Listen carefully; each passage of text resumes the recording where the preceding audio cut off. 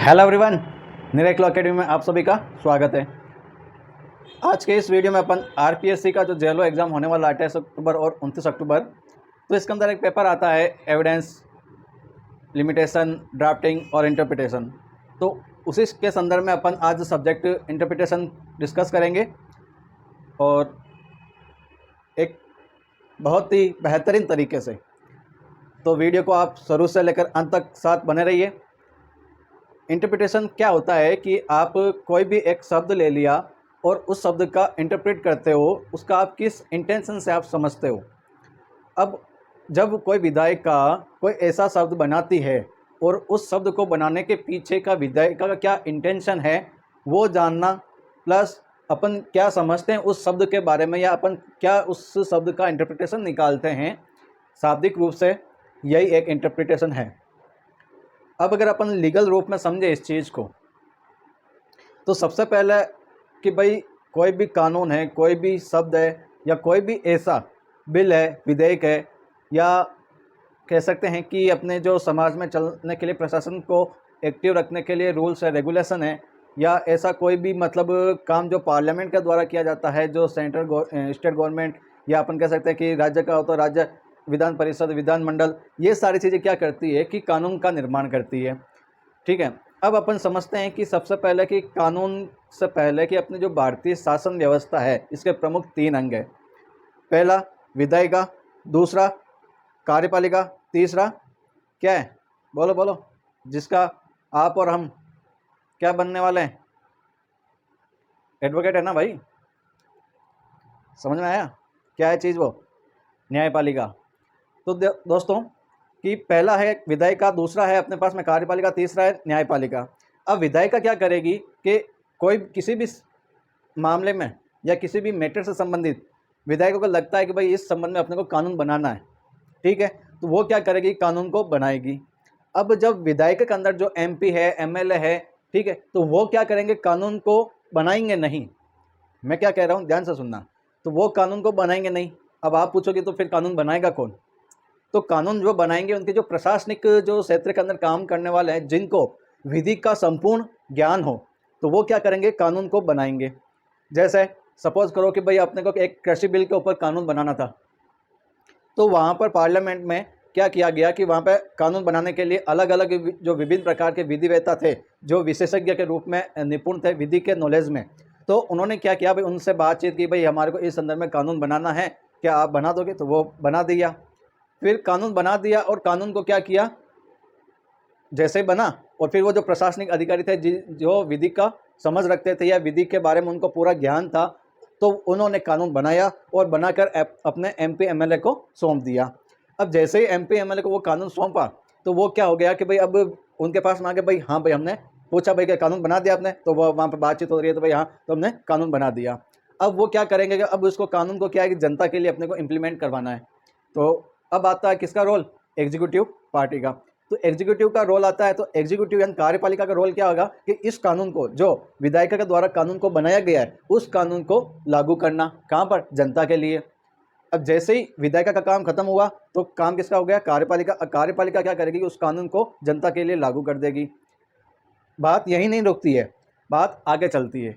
जैसे जैसे कानून का उपयोग या समाज में जैसे जैसे जनता के ऊपर असर पड़ता है, ठीक है, किसी के लिए वो लाभप्रद सिद्ध होता है, किसी के लिए समस्या उत्पन्न करती है, या उस संपूर्ण एक्ट के अंदर कोई ऐसा खंड या ऐसा क्लोज जो पर्टिकुलर एरिया के लिए तो सही है या पर्टिकुलर एक अदर क्लास के लिए वो क्या हो जाता है, उसमें संकटपूर्ण स्थिति उत्पन्न कर देता है।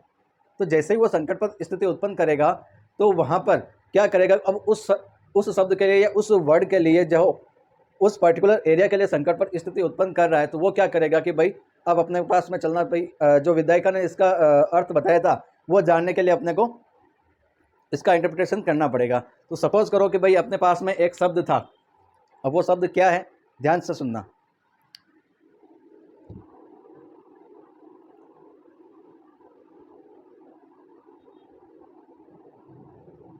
ध्यान से देखना दोस्तों, ये क्या है,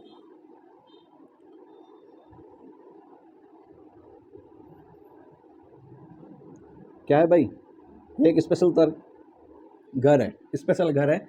और किसका घर है, ये एक मेडिकल मतलब एक क्लिनिक है। अब इस क्लिनिक के बाहर एक बोर्ड लगा हुआ है, ठीक है, ये इतना बड़ा बोर्ड लगा हुआ है। जस्ट ये एग्जाम्पल है और इस एग्जाम्पल के माध्यम से अपन समझेंगे कि किस प्रकार इंटरप्रिटेशन किया जाता है, ठीक है। एक सामान्य पुरुष के माध्यम से, यह सामान्य मतलब जो लेमैन होता है, ठीक है, और एक लॉ मैन होता है। तो लेमैन किस प्रकार उस शब्द का इंटरप्रिटेशन करेगा और लॉ मैन किस प्रकार उसका इंटरप्रिटेशन करेगा। तो यहाँ पर एक क्लिनिक है और ये डॉक्टर साहब हैं, ठीक है, ये डॉक्टर साहब हैं और ये स्पेशल किसके लिए है वो भी अपन देखेंगे। अब यहाँ पे यह जो बोर्ड लगा है डॉक्टर साहब ने, ये क्लिनिक के बाहर बोर्ड लगा हुआ है और यहाँ पे लिखा गया है कि जो महिला रोगी है, महिला रोगी का देखने का समय सुबह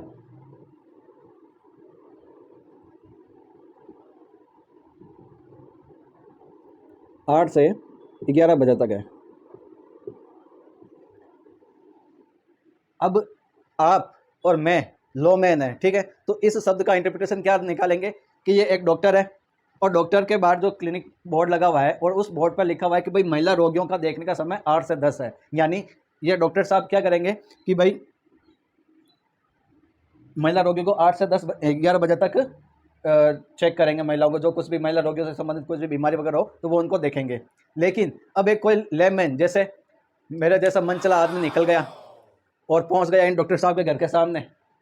जैसे ही डॉक्टर साहब के घर के सामने पहुंचा और यहाँ पर लिखा हुआ था कि महिला रोगियों को देखने का समय 8 से 11 है, मैं क्या किया, मैं वहाँ डॉक्टर साहब के घर के सामने खड़ा हो गया।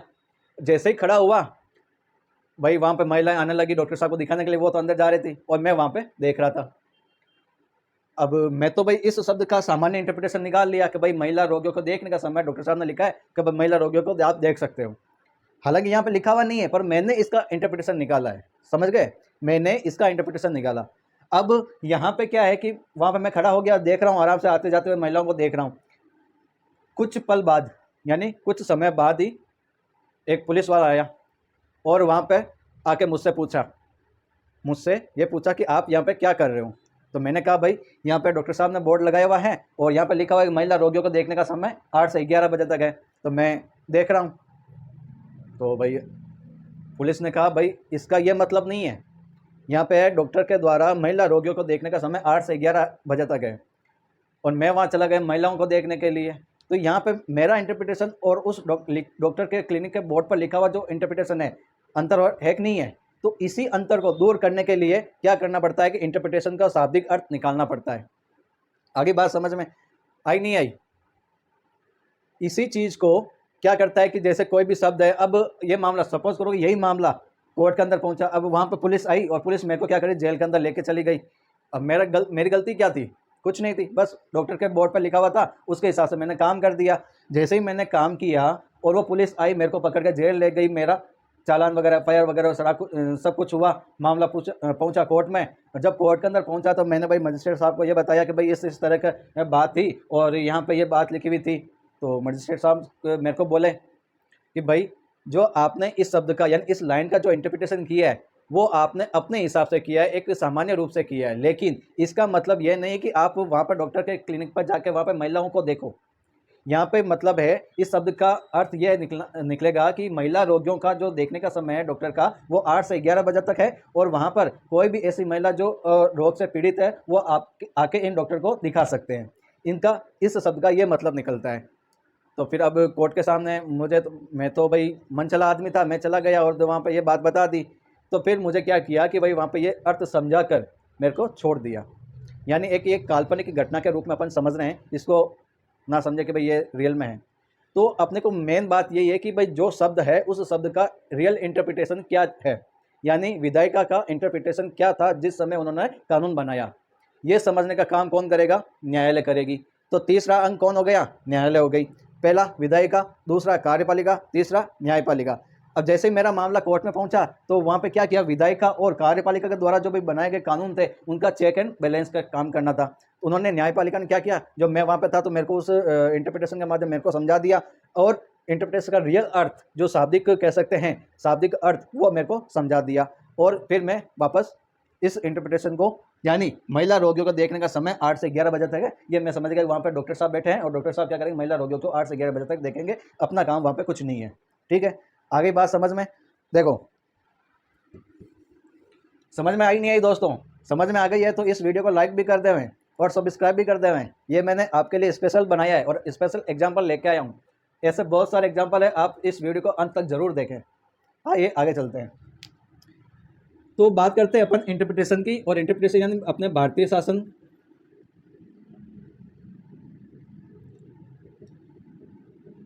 शासन व्यवस्था के कितने अंग हैं? बोलो भाई, अभी बताया मैंने। विधायिका, दूसरा कार्यपालिका, तीसरा न्यायपालिका। ठीक है, अब यहाँ पे क्या किया कि जो विधायिका के अंतर्गत जो एमपी होंगे, एमएलए होंगे, ठीक है, तो वो क्या करेंगे, कानून बनाएंगे। अब कानून ये स्वयं नहीं बनाते, मैंने क्या बताया कि कानून ये स्वयं नहीं बनाएंगे। कौन बनाएंगे? जो इनके प्रशासनिक अधिकारी होंगे। प्रशासनिक अधिकारी, अब प्रशासनिक अधिकारी के अंदर कौन कौन हो सकते हैं? जो आईपीएस है, ठीक है, ये आईएएस है, ठीक है, कलेक्टर वगैरह है। तो ये क्या हो जाएंगे यहाँ पे? अब इन लोगों के पास में क्या है कि उस विधि का, यानी लॉ का क्या है, लॉ का नॉलेज है। ठीक है, यहाँ पे इन दोनों को क्या है, लॉ का नॉलेज है। तो अब ये क्या करेंगे, किसी भी सब्जेक्ट मैटर पर कोई भी कानून बनाएगा और बना के ये क्या करेंगे, वापस इनको सौंप देंगे। अब जैसे ये सौंपेंगे तो ये बोलेंगे भाई हाँ भाई हमने कानून बना दिया। ठीक है, जैसे ही अपना कोई भी लोग कानून बना और अब इसका काम आ जाएगा, इसका रोल आ जाएगा। ये क्या करेगा, जो यहाँ पे एमपी एमएलए विधायिका के द्वारा जो कानून बनाया है, वो कानून बनाकर क्या करेगा, इम्प्लीमेंट करेगा। ठीक है, इम्प्लीमेंट करेगा और उस कानून को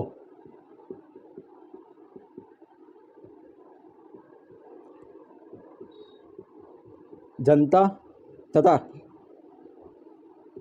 एक ही बात है, जनता के लिए क्या करेगा, प्रभावी करेगा या लागू करेगा। अब जैसे ही यहाँ पे कोई भी कानून इन्होंने बनाया, इन्होंने लागू किया, और जैसे ही लागू किया तो कोई समस्या खड़ी हो गई, कोई ऐसा शब्द आ गया जिससे पर्टिकुलर एरिया को या पर्टिकुलर वर्ग को क्या कर दिया भाई, उस शब्द से लॉस हो रहा हो या हानि हो रहा हो, तो वहाँ पर किसका रोल खड़ा हो जाएगा, नेक्स्ट लेवल पे न्यायपालिका का। तो जैसे ही न्यायपालिका का रोल खड़ा हुआ तो यहाँ पे क्या करेगा, जो इन्होंने जो कुछ भी कार्य किया है, इनका क्या करना, देख रेख करना। यानी विधायिका और कार्यपालिका के द्वारा बनाए कानूनों का क्या कर सकते हैं, परीक्षण करना या जांच करना।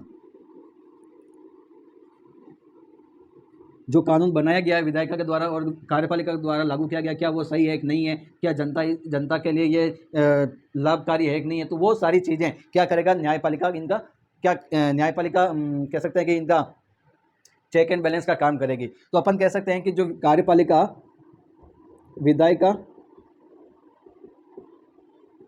प्लस कार्यपालिका, इन दोनों का चेक एंड बैलेंस का काम कौन करती है, न्यायपालिका करती है।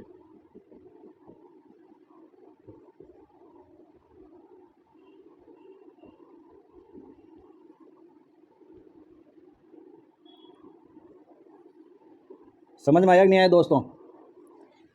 कहने का तात्पर्य इतना ही है, जो मैंने इतना लंबा वगैरह लेक्चर दिया आपको, बस एक सरल शब्द में यही कहूँगा कि जो विधायक का कानून बनाएगी उसको कार्यपालिका लागू करेगी। लागू करने के बाद में कोई भी समस्या उत्पन्न होती है या कोई भी ऐसा शब्द है जिसमें लगता है कि पर्टिकुलर एरिया के अंदर या संपूर्ण जगत के लिए वो क्या है कि हानिकारक है, तो वहाँ पर न्यायपालिका उस मैटर में या उस संबंधित कानून में देखती है, उसको बनाने के फिर वापस क्या करती है कि भाई लगता है कि भाई नहीं ये सही नहीं है, तो वापस वो विधायक और कार्यपालिका को कहे कि भाई ये काम जो आपने कानून बनाया ये जनता के लिए हितकर में नहीं है, तो आप उसको वापस कुछ अल्ट्रेशन करके इसको चेंज करिए या उसको रिपील कर दीजिए। तो ये सारी चीज़ क्या होगी, एक नॉर्मल रूप में अपन समझते हैं कि आप कानून बनाया, आपने लागू किया और आपने अगर सही है तो ठीक, नहीं है लगता है कि भाई चेंज करने की आवश्यकता है, तो उसको आप भाई साहब यानी जो न्यायपालिका है वो उसको करेक्ट करेगी।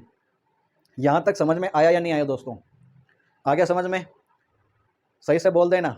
अगर समझ में आ गया है तो इस चैनल को लाइक कर दो, सब्सक्राइब कर दो और वीडियो के अंत तक बने रहना, क्योंकि ऐसे बहुत से एग्जाम्पल आपके सामने आने वाले हैं। कैसा लगा महिला रोगियों वाला आपको एग्जाम्पल? अच्छा लगा? ठीक है, आगे चलते हैं अब।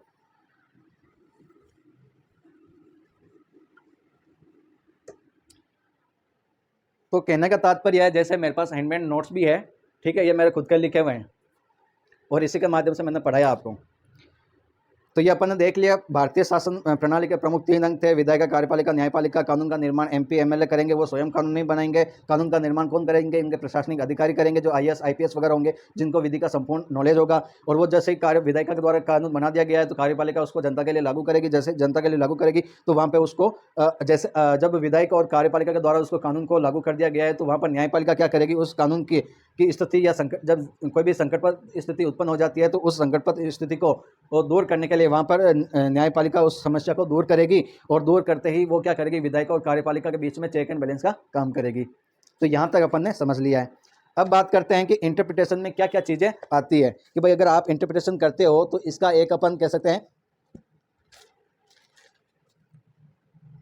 कि इसके अंदर क्या क्या चीज़ें होनी चाहिए। तो सबसे पहले अपने पास में इसके अंदर जो इंटरप्रिटेशन करते हैं अपन, पहला प्रस्तावना होना चाहिए, दूसरा उस लॉ का यानी कानून का वर्गीकरण होना चाहिए, तीसरा निर्वचन के साधारण सिद्धांत होने चाहिए, चौथा दंड कानून का अर्थान्वयन होना चाहिए, पांचवा कर कानून का अर्थान्वयन यानी निर्वचन होना चाहिए, फिर छठा संविधान का निर्वचन होना चाहिए, सातवां निर्वचन के आंतरिक सहयोगी और बाह्य सहयोगी भी देखने होंगे, फिर आदेशात्मक और निर्देशात्मक जो अधिनियमितता हैं वो भी अपने को देखनी होगी, फिर नम्मा के संशोधनकारी और समेकनकारी, ठीक है, संहिताकारी क्या कानून होंगे वो भी अपने को देखना होगा। जो अपन ने लॉ बना, इंस्टीट्यूट बनाया है, और वो क्या है कि भाई भूत लक्ष्य भविष्य लक्ष्य को लागू करना, तो ये सारी चीज़ें अपन इस इंटरप्रिटेशन के अंतर्गत पढ़ेंगे। आगे बात समझ में, देखो क्या क्या चीज़ अपन इस इंटरप्रिटेशन के माध्यम से पढ़ेंगे।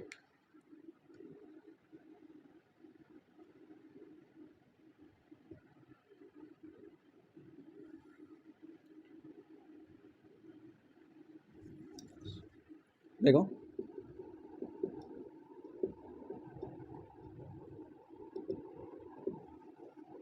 मेरे को क्या है कि ऐसा डायग्राम बनाने के लिए बहुत खुशी मिलती है। तो पहला क्या है? प्रस्तावना, ठीक है। दूसरा क्या आ जाएगा अपने पास में? कानूनों का वर्गीकरण।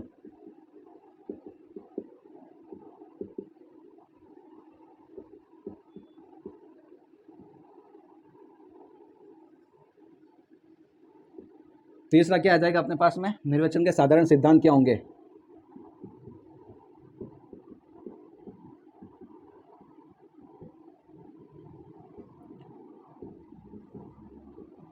और इसी सिद्धांत को अपन क्या करेंगे, जो इसके 6 रूल हैं, ठीक है, वो 6 रूल पढ़ेंगे, ठीक है। फिर आता है अपने पास में दंड कानून का निर्वचन या दंड कानूनों का अर्थान्वयन।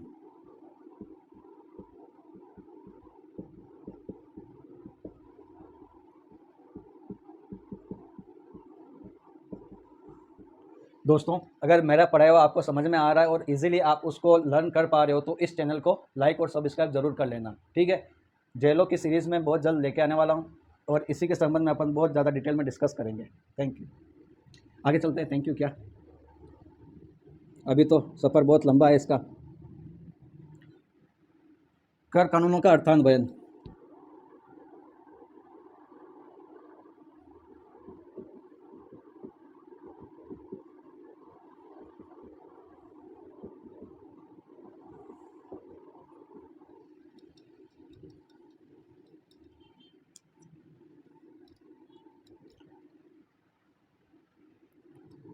फिर आ जाएगा संविधान का निर्वचन।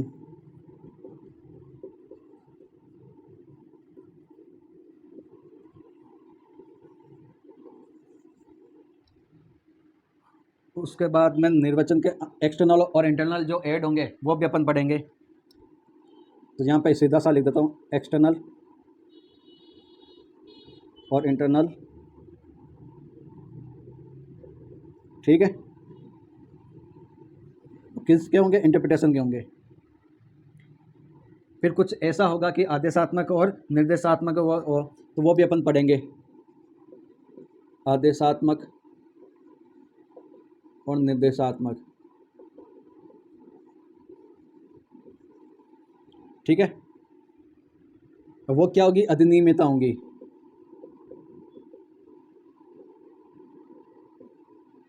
उसके बाद में अपन पढ़ेंगे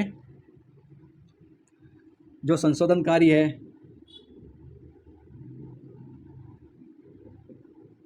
समेकनकारी है, उन विधियों के बारे में अपन चर्चा करेंगे।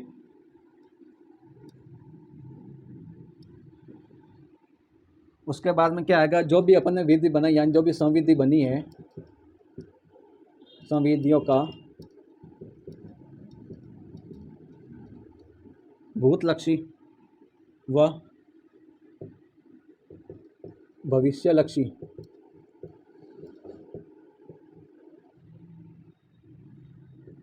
का लागू करना।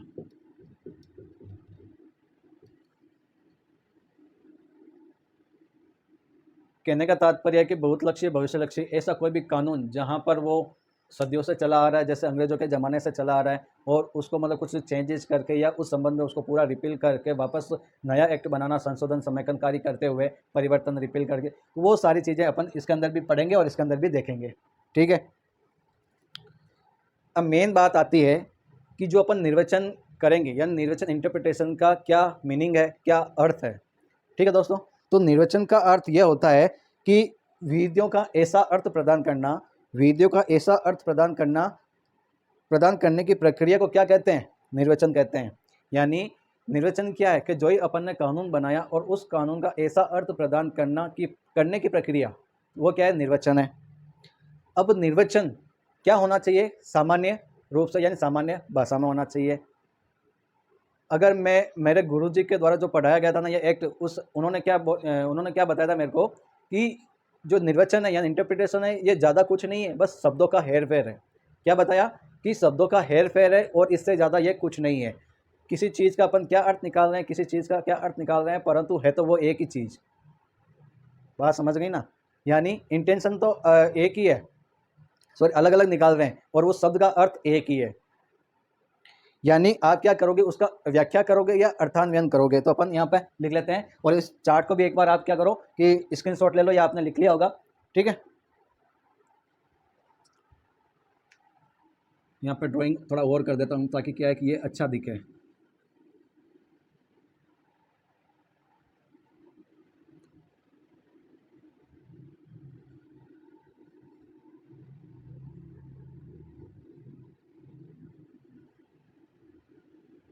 क्या भाई लिख लिया दोस्तों?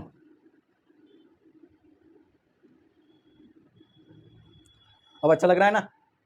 बोल दो भाई, आप ही बोलोगे, आप ही लाइक करोगे, आप ही सब्सक्राइब करोगे। मैं तो बस पढ़ाने वाला हूँ आपको, और बहुत ही अच्छे से पढ़ाऊँगा। देखो मैं इसको साफ कर देता हूँ।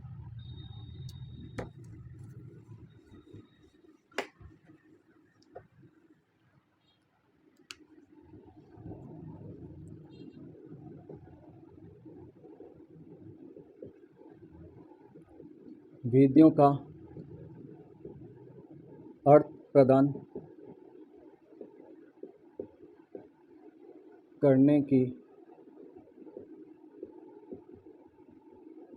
प्रक्रिया को क्या बोलेंगे अपन? निर्वचन बोलेंगे, यानी इंटरप्रिटेशन बोलेंगे।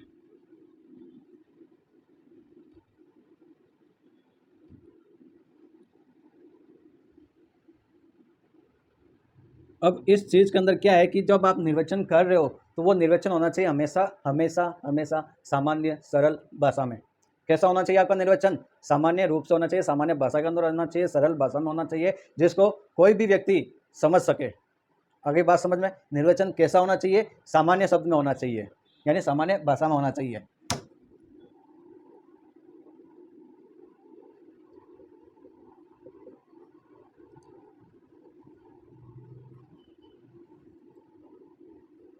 अब जैसे ही आपने उस सामान्य भाषा में आप किस प्रकार करोगे, तो उस शब्द का क्या करोगे, आप व्याख्या करोगे यानी एक्सप्लेनेशन दोगे। तो अपन क्या करेंगे उसकी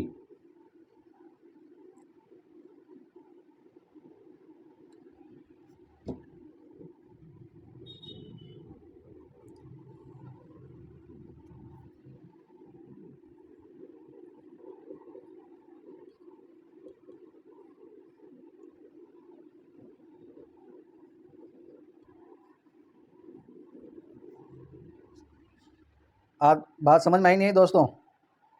यानी सामान्य भाषा में करोगे, व्याख्या करेंगे, उसका अर्थान्वयन यानी इंटरप्रिटेशन निकालेंगे। अब जो ये वाला शब्द है इसको कंस्ट्रक्शन बोलते हैं और इसको निर्वचन बोलते हैं, ठीक है। लेकिन जो अपने विधि शास्त्री हुए हैं, ठीक है, तो उन्होंने इस चीज़ का पर्याय नहीं माना है, बस पर्याय ही माना है इनको, ठीक है। इनका कोई भी अलग अलग भेद नहीं माना इनको। किनको? निर्वचन को और अर्थान्वयन को। ये भी आप एक नोटा बिना करके लिख लेना कि भाई जो विभिन्न प्रकार के विधिवेता हुए हैं उन्होंने निर्वचन और अर्थान्वयन का पर्याय ही माना है, इनको भेद नहीं किया है। ओके, ये लाइन अपने नोटा बिना करके लिख लेना। अब जैसे अपन क्या करेंगे कि इनका और इनका इंटरप्रिटेशन करेंगे, तो इंटरप्रिटेशन की क्या होगा कि भाई जैसा शब्द है आपके पास में, जैसा शब्द है वैसी व्याख्या करनी है। क्या करोगे आप? यानी आपने क्या किया कि सामान्य भाषा में उसका इंटरप्रिटेशन किया, सामान्य भाषा से व्याख्या और अर्थान्वयन किया, जैसे ही जैसा शब्द है वैसी व्याख्या कर ली। जैसे अपन ने एक शब्द लिखा था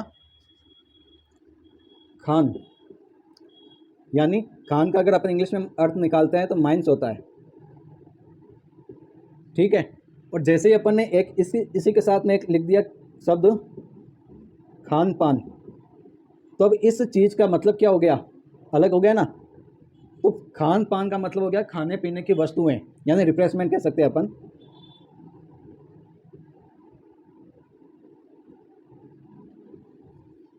आगे बात समझ में? अब कुछ क्या है कि इसका अलग अलग मतलब निकालते हैं। खान मतलब माइंस और पान का मतलब पान का पत्ता। इसका भी एक अलग से केस है, रामावतार वाला, ठीक है।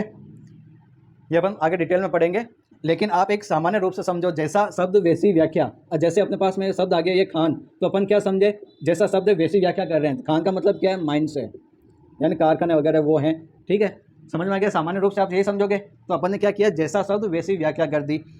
अब सेकंड शब्द अपने पास में ये आया खान और पान। तो खान और पान का मतलब अपन ये नहीं निकालेंगे, खान का मतलब तो वो खान से यानी माइंस है, पान का मतलब पान के पत्ते हैं। यहाँ पे ये इंटरप्रिटेशन निकालेंगे, खान पान का मतलब साधारण रूप से अपन क्या कहते हैं, खान पान क्या लोगे साहब। जैसे अपने घर पर अतिथि वगैरह आते हैं तो अपन क्या कहते हैं, खान पान वगैरह तैयार कर दें सर, तो वो बोलते हैं हाँ कर दो। तो खान पान का मतलब रिफ्रेशमेंट वगैरह क्या है कि अब खाने पीने में क्या क्या चीज़ें वगैरह वो देखी जाती है। तो यहाँ पे अपने को जैसा शब्द है वैसी व्याख्या निकालनी है, यानी अपने को कोई भी उटपुटांग अर्थ नहीं लेना उसका। जैसे मैंने वो मेडिकल वाले जो क्लिनिक वाला ने अंदर लिया था, मन चला आदमी पहुंच गया महिला रोगियों को देखने के लिए, तो वहाँ पे उस तरह का इंटरप्रिटेशन अपन को नहीं निकालना है। आगे बात समझ में आई कि नहीं आई दोस्तों? ओके, लाइक कर दो यार। तो कुल मिला के बात अपनी इतनी सी है। अब मैं वापस इसको एक शॉर्ट में समझाता हूँ कि वीडियो का अर्थ निकालने, वीडियो का अर्थ प्रदान करने के लिए अपन जिस प्रक्रिया का फॉलो करते हैं उसको निर्वचन कहते हैं। निर्वचन अपना हमेशा हमेशा क्या होना चाहिए, सामान्य भाषा में होना चाहिए। और उस सामान्य भाषा के अंतर्गत अपने को जो व्याख्या करनी है या उसका अर्थान्वयन करना है, उस शब्द के अनुरूप करनी है। जैसा शब्द है वैसी ही व्याख्या करनी है, अपने को कोई भी किंतु परंतु उसके अंदर नहीं लगाना है। आगे बात समझ में? यह होता है निर्वचन। अब मैं जो मेरे इस नोट में लिखा हुआ है वो भी आपको एक बार पढ़ के सुना देता हूँ, ताकि क्या मैं कुछ गलत तो नहीं बोल रहा हूँ। तो बात यह है कि संविधियों का निर्वचन किसके द्वारा किया जाएगा, ये अपन ने पढ़ा भी नहीं है ना, अभी पढ़ते हैं।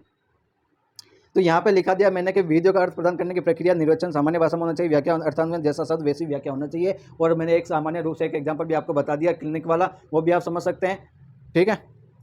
अब आता है कि जब आप कोई भी चीज़ का इंटरप्रिटेशन करोगे तो वो करेगा कौन? मैं तो करने वाला हूँ नहीं, आप भी करने वाले हो नहीं, तो करेगा कौन? अब किसकी एंट्री हो रही है भाई साहब? जुडिशरी की, न्यायपालिका की एंट्री हो रही है। कोई भी शब्द आया, नहीं समझ में आया, इंटरप्रिटेशन नहीं बैठ रहा, चलो जुडिशरी के पास। कोई भी ऐसा लॉ बना जनता के लिए हितकर में नहीं है, चलो जुडिशरी के पास। यानी कहने का तात्पर्य है किसी भी चीज़ के लिए आपको क्या करना पड़ेगा, उस इंटरप्रिटेशन के लिए, उस लॉ के लिए या उस विधि के लिए जिस संबंध में उस जनता के लिए अहितकर है या समस्या उत्पन्न कर रही है, तो वहाँ पर अपने को उस कानून को शुद्धिकरण के लिए या उस कानून का विधायिका का क्या इंटरप्रिटेशन था, विधायिका का क्या इंटेंशन था, उस इंटेंशन को जानने के लिए अपने को जुडिशरी के पास जाना पड़ेगा। तो कहने का तात्पर्य यह हो गया कि न्यायालय के द्वारा संविधियों की भाषा, शब्दों और अभिव्यक्तियों के अर्थ का निर्धारण करने की जो प्रक्रिया है वो संविधियों का निर्वचन होता है। क्या होता है, वापस बोल रहा हूँ, न्यायालय द्वारा संविधियों की भाषा, शब्दों, अभिव्यक्ति, लैंग्वेज, वर्ड और एक्सप्रेशन का मीनिंग, ठीक है, मीनिंग का डिटरमाइन करने की जो प्रोसेस होता है उसको क्या बोलेंगे अपन, इंटरप्रिटेशन स्टेट्यूट बोलेंगे। आगे बात समझ में। अब जब बात आती है कि अपन ने लिखा था यहाँ पे व्याख्या और अर्थान्वयन, ठीक है, तो अर्थान्वयन से हमारा तात्पर्य यह होता है कि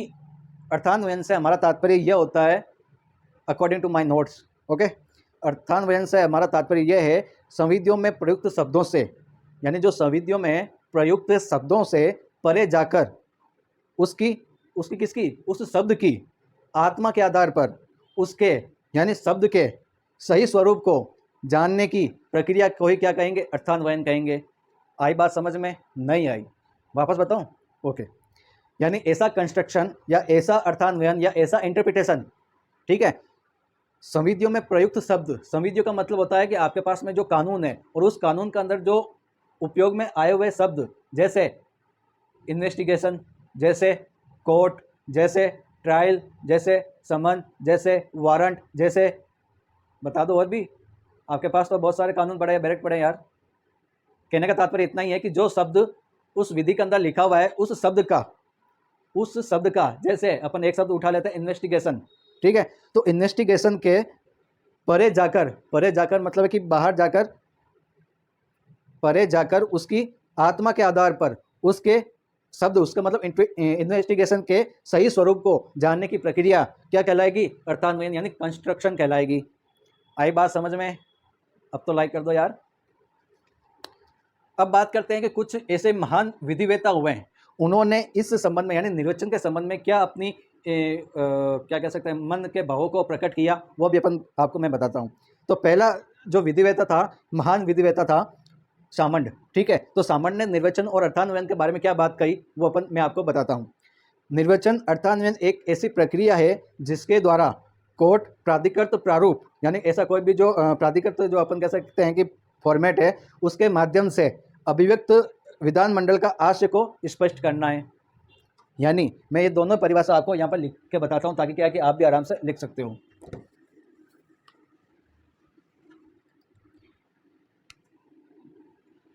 अपन ने सबसे पहले समझा था अर्थान्वयन, ठीक है। अर्थान्वयन के अंदर अपने ये समझा था कि जो कुछ भी संविधि है,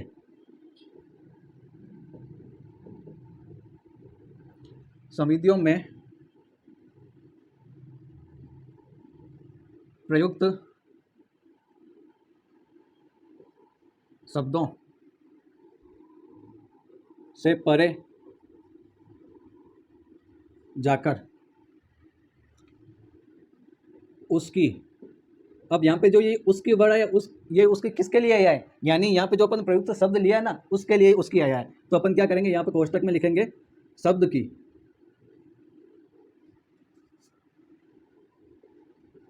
ठीक है। उस शब्द की अपन क्या करेंगे, आत्मा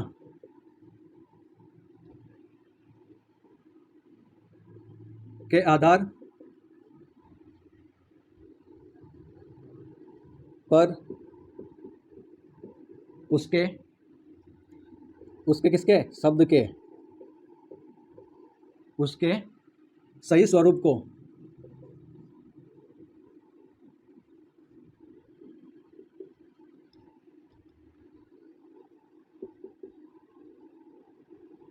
जानने की प्रक्रिया को ही अर्थान्वयन कहेंगे। आगे बात समझ में आपको? फिर अपन ने यह देखा था कि सामंत भाई साहब क्या कहते हैं। तो सामंत के अनुसार निर्वचन एक क्या है, प्रोसेस है। निर्वचन एक प्रोसेस है जिसके द्वारा कोर्ट प्राधिकृत फॉर्मेट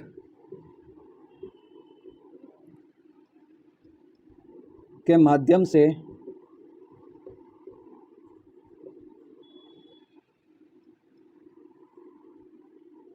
अब माध्यम से जो फॉर्मेट बताया है, तो अब कोई भी ऐसा कानून बना दिया, अब बनाया कौन, विधानमंडल ने बनाया, तो उस विधानमंडल के जो भाव थे या उसका इंटेंशन था उसको एक्सप्रेस करना किसका काम होगा, निर्वचन का होगा, न्यायालय का होगा।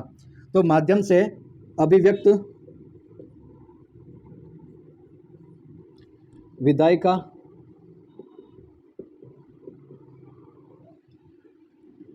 का क्या करेंगे अपन, इंटेंशन यानी आशय को स्पष्ट करना, यह होता है निर्वचन। यानी सामान्य महान विधिवेता होते सामान्य, इन्होंने अपने भाव व्यक्त किए थे इंटरप्रिटेशन के लिए, और इंटरप्रिटेशन के लिए इन्होंने क्या भाव व्यक्त किए थे कि जो निर्वचन एक ऐसी प्रक्रिया होगी जिसके द्वारा न्यायालय प्राधिकृत प्रारूप के माध्यम से अभिव्यक्त विधायिका का आशय को स्पष्ट करती है। आगे बात समझ में आपको। अब बात करते हैं अपन, जैसे अपने पास में एक तो शब्द आ गया ये निर्वचन, एक शब्द आ गया ये अर्थान्वयन। तो ये चीज़ होती क्या है, यानी अपन कह सकते हैं कि अर्थान्वयन वह तरीका है जिसके माध्यम से अपन निर्वचन को प्राप्त करते हैं। अर्थान्वयन वह तरीका है जिसके माध्यम से निर्वचन को प्राप्त करते हैं। अब बात करते हैं निर्वचन क्या होता है। तो निर्वचन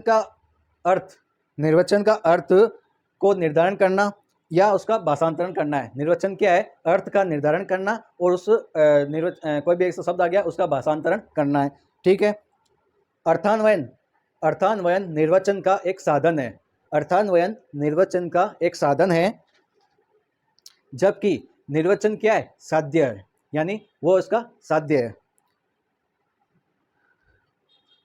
कभी कभी हमेशा नहीं होता है, कभी कभी क्या होता है कि अर्थान्वयन में कोई असंगतता आ जाती है या अन्यायपूर्ण परिणाम क्या हो जाते हैं, दृष्टिकोण में अपने आते हैं, यानी नज़र में आते हैं। सपोज कोई भी ऐसा बिल हो गया या ऐसा कोई भी शब्द आ गया और उस शब्द से क्या हो गया भाई, असंगतता उत्पन्न हो रही हो या अन्यायपूर्ण हो रही हो या उसमें अपन कह सकते हैं कि समस्यापूर्ण हो रही, जो समाज के लिए वो अहितकर हो रहा हो, तो उसको अर्थान्वयन समझेंगे अपन। क्या कहेंगे कि कभी कभी अर्थान्वयन में असंगतता या अन्यायपूर्ण परिणाम दृष्टिकोण में आ जाते हैं या नज़र में आते हैं कोई भी ऐसा शब्द आने पर, ठीक है। और निर्वचन क्या आता है, निर्वचन का शाब्दिक और साधारण अर्थ लिया जाता है किसके संबंध में, वो शब्द जिससे जनता के अंतर्गत समस्या उत्पन्न हुई थी या जनता में उस शब्द को लेकर अहितकर हुआ था, तो उसको सामान्य वे में कैसे समझा जाए, वो निर्वचन है।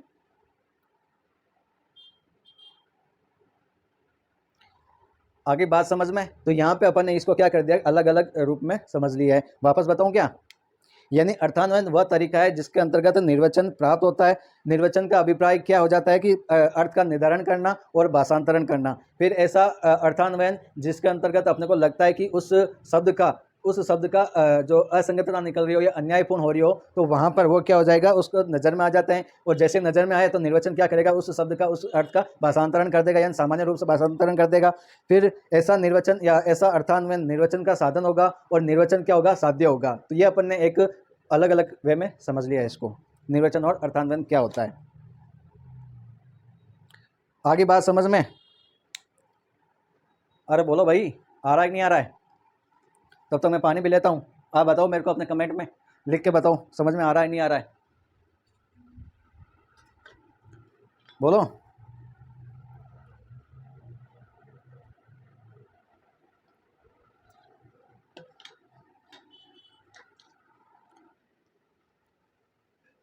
ठीक है दोस्तों, आगे चलते हैं। दोस्तों मेरे को ये ज़रूर बताना आपको ये मेरा वीडियो या मेरा यह लेक्चर आपको कैसा लगा, ठीक है। क्योंकि मैंने इंटरप्रिटेशन को बहुत गहराई में पढ़ा है, इसलिए मैं इतना डिटेल में बता रहा हूँ आपको।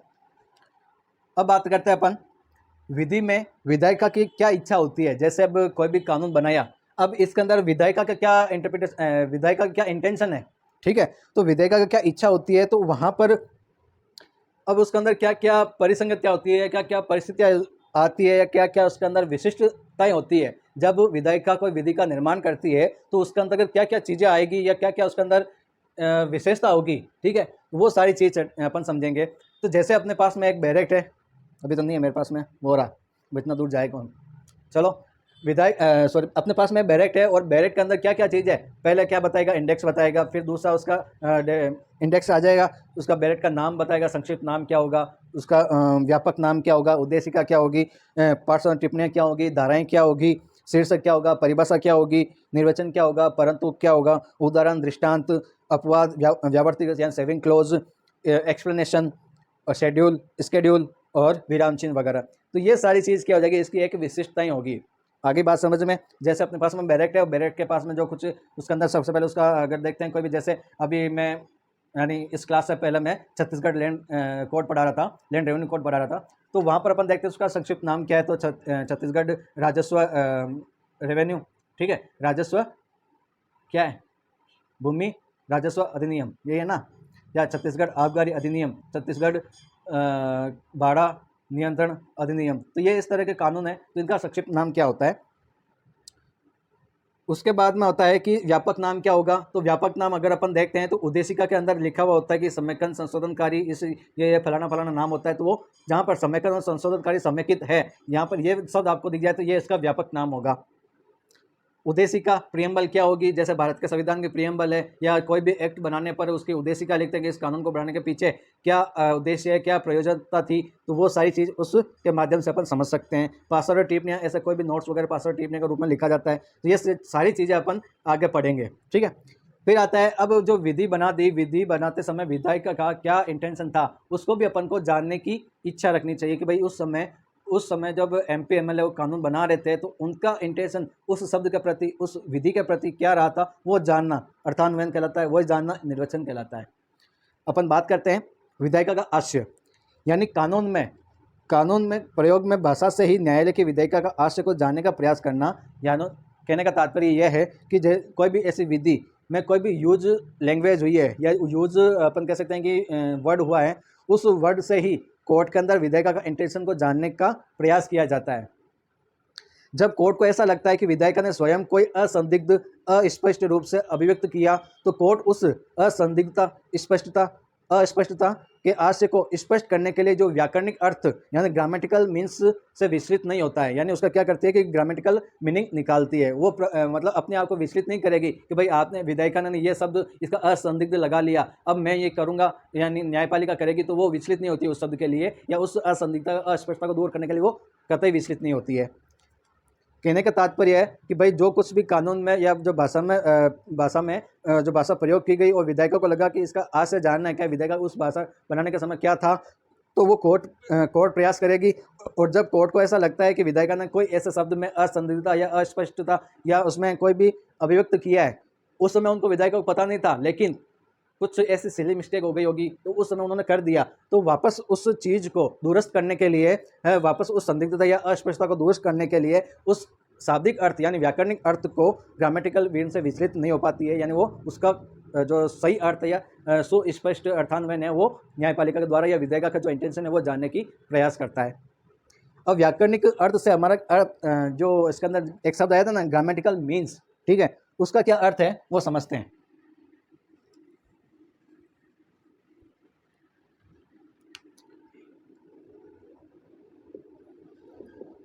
व्याकरणिक, गलत लिख दिया क्या,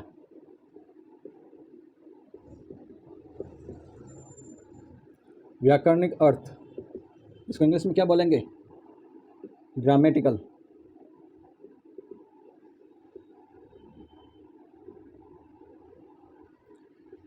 हालांकि अपन ने इस शब्द के बारे में पहले थोड़ी सी चर्चा की है, यानी व्याकरणिक अर्थ का मतलब क्या हो जाएगा कि अपने पास में ऐसा कोई भी शब्द है, उस शब्द की जैसा का तैसा करना, यानी जैसा शब्द है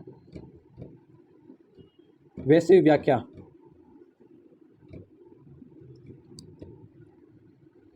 अब जैसा शब्द वैसी व्याख्या कि भाई जो कुछ भी शब्द बना दिया उस शब्द का स्वाभाविक और सरल और स्पष्ट अर्थ अपने को लगाना है,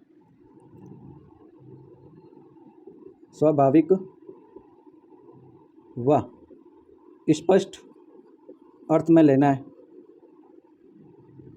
दूसरा क्या हो जाएगा कि अपने को उस संबंध में कि भाई जैसे अपन को साधारण शब्द है, साधारण शब्द का अपन स्पष्ट और स्वाभाविक अर्थ निकाल रहे हैं, तो उस शब्द को निकालने के बाद में कोई भी रिजल्ट निकलता हो, उस रिजल्ट की अपने को चिंता नहीं करनी है।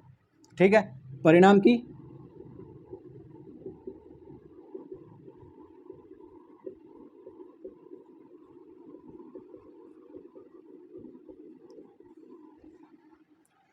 आगे बात समझ में यहाँ तक।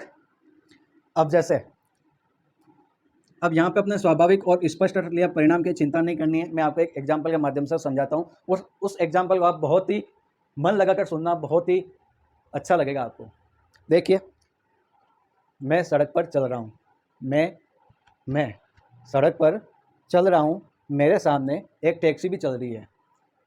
मैं सड़क पर चल रहा हूँ, मेरे सामने टैक्सी है, और टैक्सी के पीछे वाली मतलब जो टैक्सी का जो बैनर होता है, तो वहाँ पर उस पर लिखा हुआ है क्या?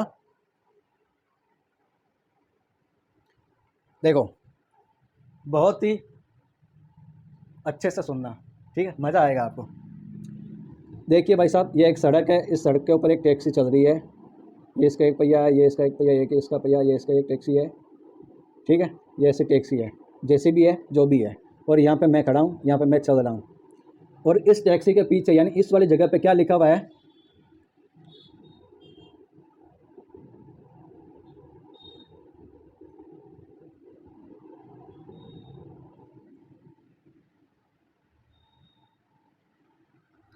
आपको दिखाई नहीं दे रहा होगा, वापस लिख देता हूँ। यानी ये एक में टैक्सी है, ये एक टैक्सी है, ठीक है, और यहाँ पे एक इंसान जो मैं हूँ, ठीक है, कोई और नहीं है। और यहाँ पे इस टैक्सी के पीछे यानी ये वाली जो जगह होती है, यहाँ पे लिखा हुआ है दिस इज़ माई टैक्सी। ठीक है, यानी यहाँ पे इस भाई साहब ने, यानी जो टैक्सी का मालिक है, इन्होंने लिखा है कि this is a my taxi, यानी ये कहना चाह रहा है कि ये मेरी टैक्सी है। सामान्य रूप से अपन ने यह इसका निकाला। अब मैं यहाँ पे चल रहा हूँ सड़क पे, ठीक है, और जैसे ही मेरी इस नज़र पे टैक्सी पे पड़ी, और यहाँ पे ये जो शब्द लिखा हुआ है, इसका मैंने क्या अर्थ निकाला? मैंने क्या निकाला? ये मेरी टैक्सी है। यानी मैंने क्या किया? व्याकरणिक अर्थ क्या निकाला इसका? सामान्य रूप से शब्द निकाला, तो मैंने मेरे मान लिया इसको। अब जैसे ही मैंने इसका मेरा माना,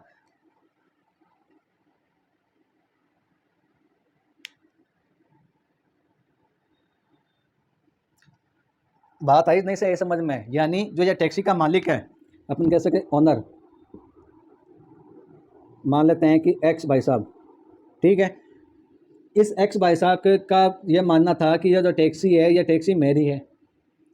अब ये भाई साहब जो कह सकते हैं, क्या नाम है, के भाई साहब, ठीक है, के भाई साहब इस टैक्सी को क्या समझ रहे हैं? अपनी समझ रहे हैं,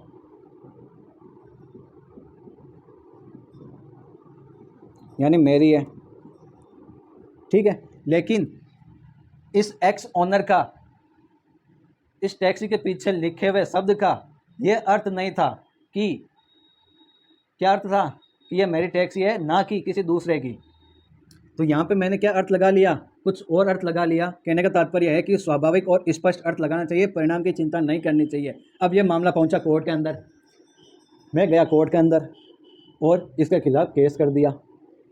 मैंने कहा कि यहाँ पे ये टैक्सी है और टैक्सी के पीछे ये लिखा हुआ था, और मैंने ये कह दिया कि भाई यहाँ पे कि ये this is a my taxi, और ये मेरी टैक्सी है, और ये लेके चला रहा है, ये जिसको लेके जा रहा है, ठीक है।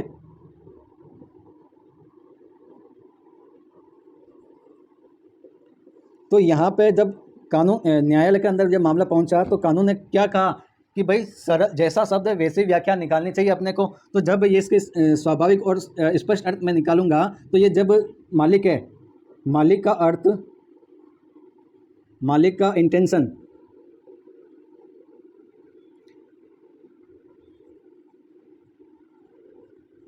यह नहीं था कि इसके पीछे लिखे शब्द का अर्थ किसी अन्य व्यक्ति से नहीं बल्कि स्वयं से है। ठीक है, यानी उसके टैक्सी के मालिक से है।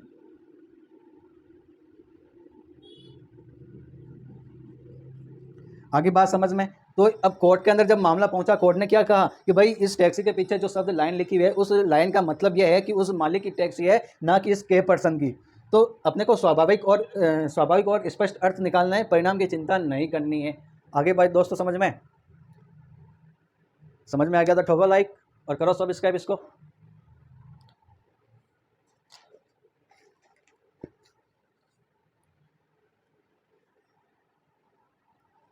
आया नहीं आया समझ में दोस्तों? यानी अपने को कुल मिला के इतना ही काम करना है कि जैसा शब्द है वैसी ही व्याख्या करनी है, कोई अन्यथा अर्थ नहीं लेना है। आगे बात समझ में। अब इसके संबंध में एक केस आया था, शायद रामावतार का केस आया था, शायद इसके अंदर लिखा होगा, मैं देखता हूँ, मेरे पास होना चाहिए,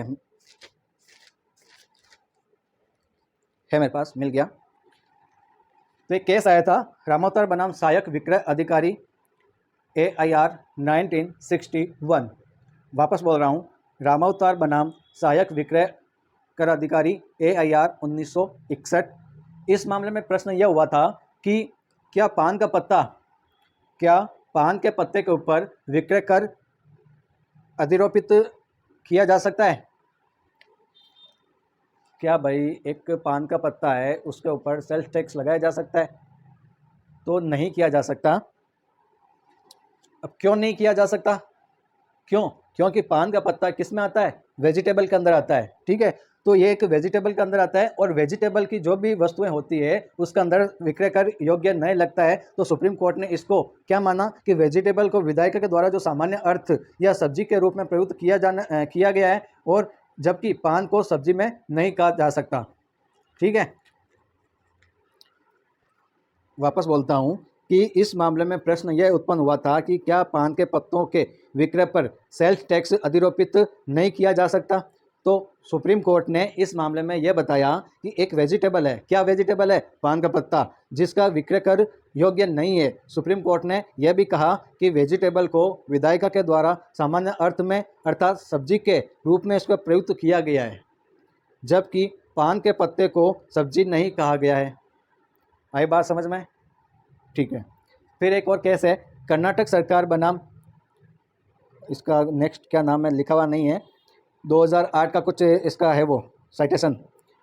तो इसके अंदर भी लिखा हुआ है कि इस मामले में प्रश्न यह था कि सुप्रीम कोर्ट ने कहा कि जज कानून का निर्वचन करती है और वे निर्णयों का नहीं करती है।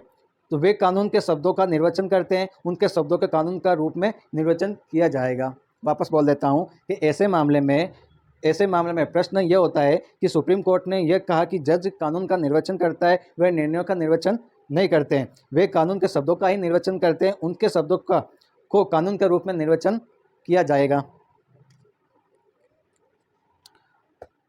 आगे की बात समझ में।